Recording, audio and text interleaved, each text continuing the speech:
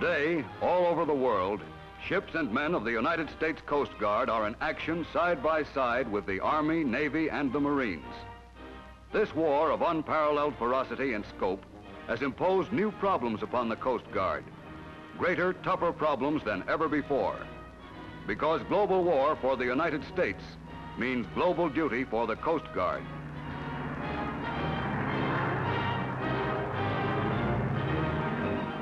With vastly expanded forces engaged in extremely complex operations, the training and courage of officers and men of the Coast Guard is put to vital test.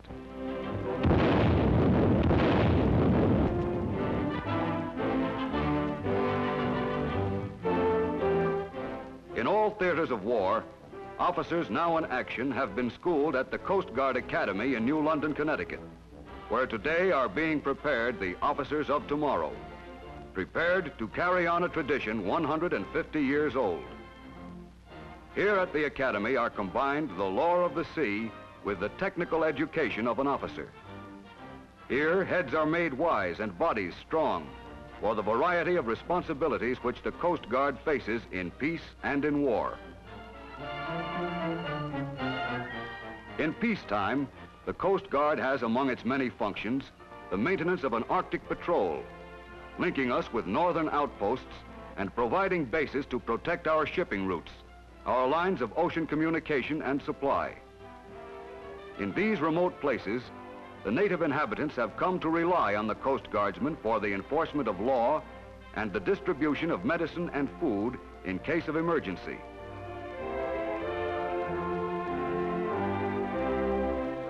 After the sinking of the Titanic in the North Atlantic in 1912, the Coast Guard was designated by the nations of the world to maintain the International Ice Patrol of northern waters. And so effective has been this service that in 3 decades, not one single ship has been lost through iceberg collision.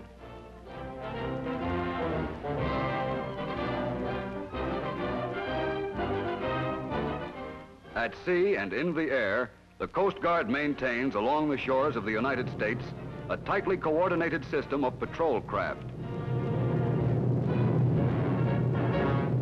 Of incalculable value to shipping also is a chain of hundreds of lighthouses and lightships. Essential to the commerce which moves on America's inland waterways is the supervision and activity of the Coast Guard, which polices and patrols the rivers which are so vital to the nation's economy.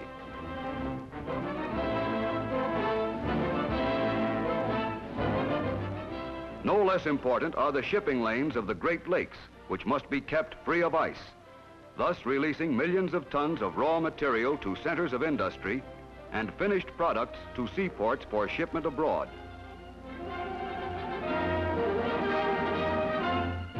Best known to most people, however, is the work of the hundreds of Coast Guard lifeboat stations, which are located strategically along the continental shorelines. From these vantage points, Coast Guardsmen must be always on the alert to give aid to men and ships in distress in any weather. A vast fortune in shipping and thousands of lives have been saved by their vigilance.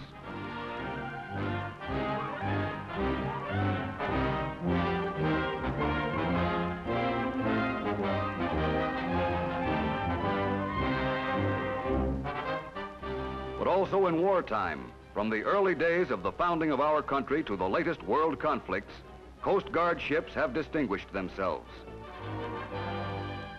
Since the outbreak of this war, the peacetime strength of the Coast Guard has increased tenfold, and a multitude of new and hazardous tasks have been added to its regular duties.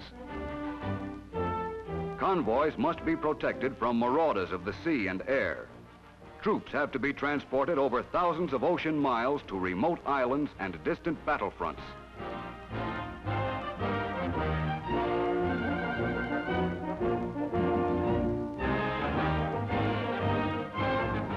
But the final test of the Coast Guard's training and combat efficiency comes with the landing operation itself, when Coast Guardsmen carry the fighting soldiers and Marines from ship to shore.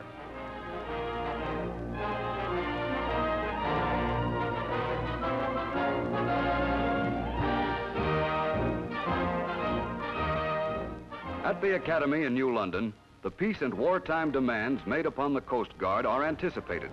For these demands, hundreds of trained officers are necessary. New cadets are selected by competitive examinations throughout the country. Minimum education, high school. Minimum age, 17.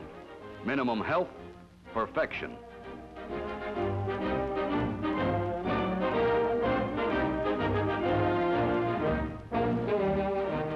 The administration of the Oath of Allegiance marks the formal beginning of the 3-year training period for the new cadet.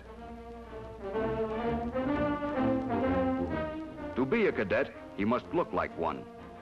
Uniformity of appearance and bearing are the first obligations imposed upon him.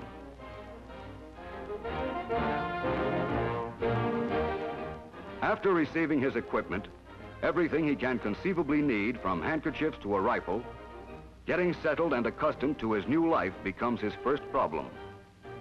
But for a man of his age, adjustment is easy to acquire. Tidiness of dress and living quarters must become habitual. He has to be a persuasive example to the men he will ultimately lead.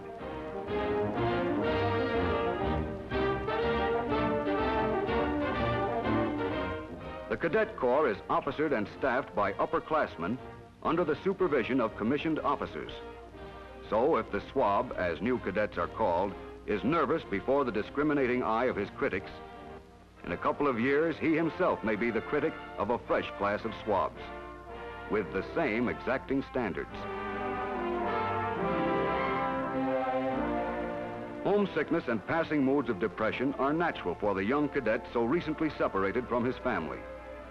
For these moments of small distress, the Academy Chaplain's office is his port of emergency.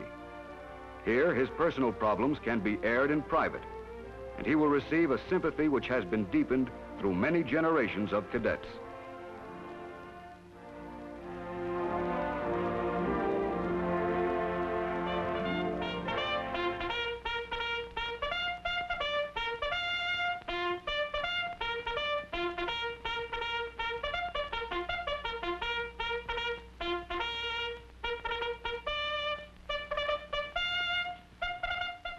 Now the new man is assigned to his permanent company.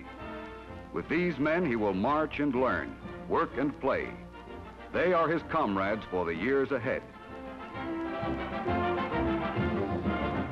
Because later in service, he must meet both emergencies and routine, the cadet's training in practical seamanship is thorough and many-sided.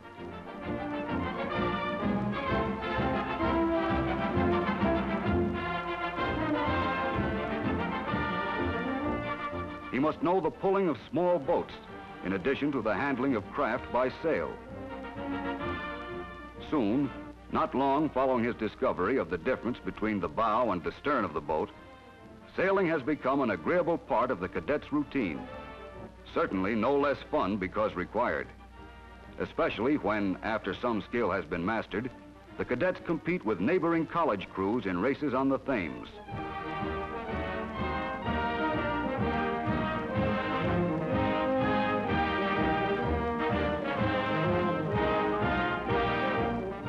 But always and foremost, the Coast Guard is a military organization. This means drill and discipline, practice and repetition. But it also means, for the future officer, mastering the time-honored customs of field and parade etiquette.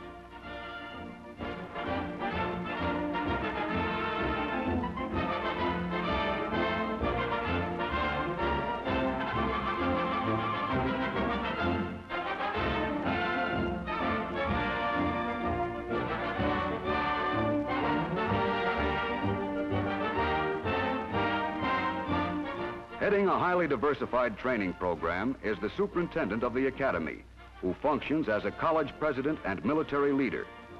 In this double role, it is the Admiral's responsibility to keep his staff abreast of ever-changing maritime problems and modern scientific developments. In addition to its specializations, the Academy has a well-rounded curriculum. It is an accredited American college and awards a Bachelor of Science degree to the graduating cadet. Proper attention is given to languages and literature, history, maritime economics, and law. great stress is laid upon the modern sciences, particularly those having a practical bearing on engineering, seamanship, and navigation.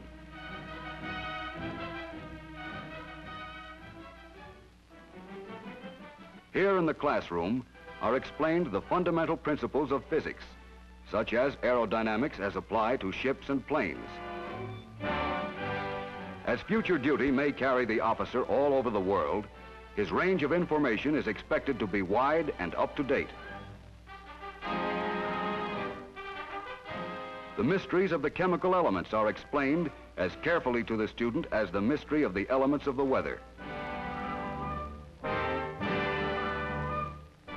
In order to master the art of gunnery, the cadet must learn all the modern complexities of the mechanisms and principles of naval guns.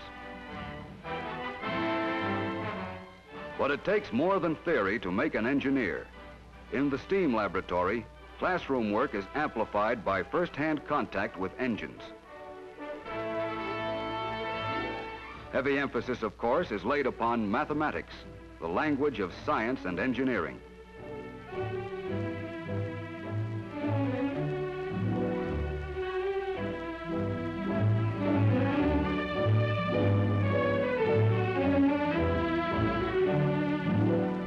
Most interesting of all, perhaps, are the lessons the cadet is taught during the summer term aboard ship. Here, under typical seagoing conditions, the student performs every duty which regular routine or emergency may subsequently require him to assume.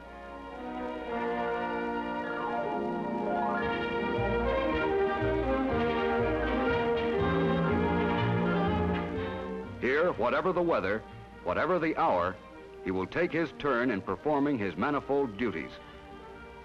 Here he will discover that he can put to practical advantage his knowledge of how bearings are taken and a compass used.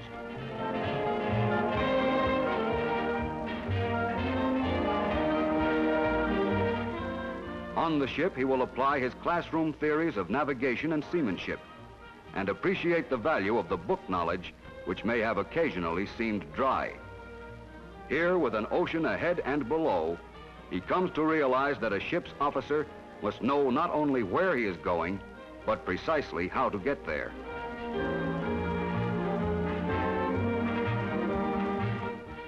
For the strenuous life of training and duty ahead, the cadet must keep himself in first-class physical trim. Calisthenics are balanced with competitive sports to guarantee perfect health.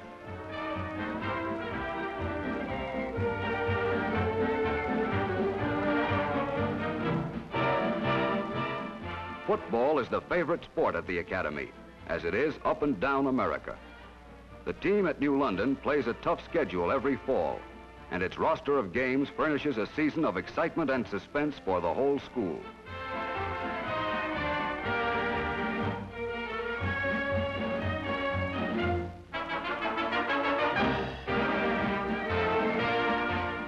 Another aspect of the life at the Academy is its social side. Among these occasions are informal hours when cadets are welcomed to the homes of the officers. Because of their informality, these afternoons contribute considerably to the young cadet's poise.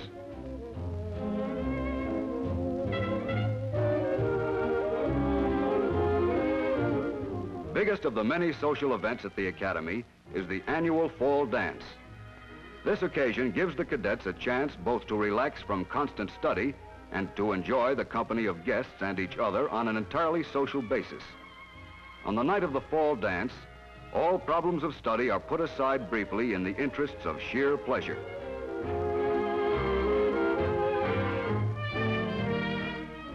Most of the time, though, the cadets are satisfied with more informal entertainment. The recreation hall is a favorite gathering place for them to relax and smoke, exchange ideas and experiences, and prepare for the new phases of instruction lying ahead. Aviation is now a regular part of cadet education because a vastly enlarged Coast Guard has military and naval obligations compelling wider use of the airplane. Where formerly the Coast Guard employed planes only for routine patrols, now they are an indispensable aid to shipping and a weapon against attack. With the expansion of the Coast Guard Air Arm, it is necessary for the cadet to be familiar with aviation principles and have some experience in the sky. After a period of sea duty as a commissioned officer, those who qualify can take intensive training in this branch of the service.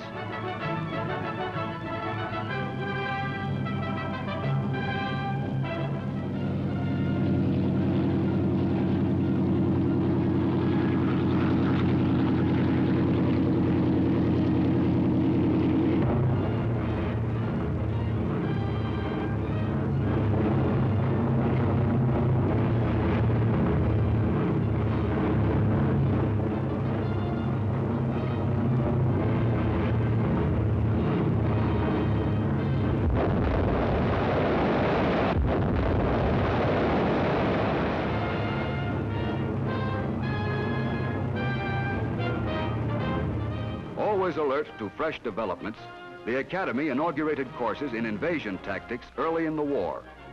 Among the Coast Guard officers landing the troops in practically every invasion are New London graduates. The handling of various types of invasion craft is taught during the summer term, both as theory and practice.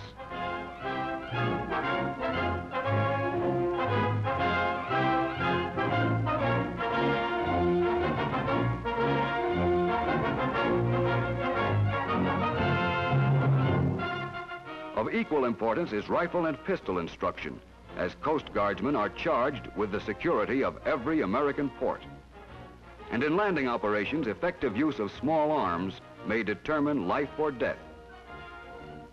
Just as serious, but more strenuous, are the commando maneuvers which the Pacific War experience proved so necessary. Here, the strength and agility learned on the obstacle course is applied in deadly earnest.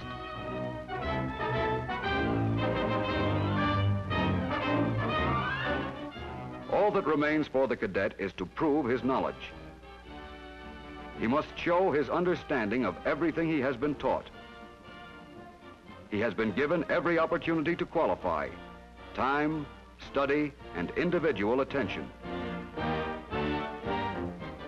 Final examinations, for which he has prepared feverishly, determine the cadet's career and future life. Passing grades mean his final eligibility for both his degree and his commission.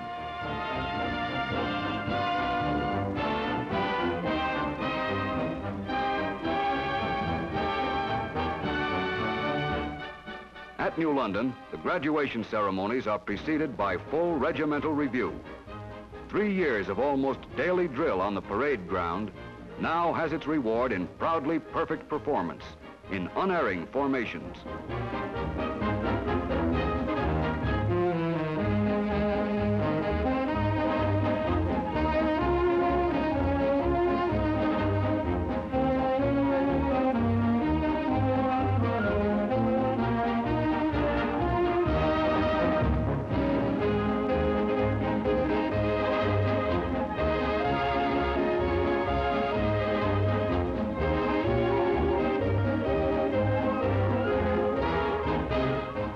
On this, his last day at the Academy after 3 years as a cadet, he is taking away with him more than a Bachelor of Science diploma and an ensign's commission. He is taking away a liberal education and a disciplined mind. He is ready to lead men and to take his place beside his fellow officers. Wherever his first assignment may take the full-fledged officer, he will have to shoulder new and serious responsibilities. Yet, whether his country is at war or at peace, he will execute his multitude of duties efficiently, unflinchingly. For upon the unselfish devotion of such men has been built the history and traditions of the United States Coast Guard.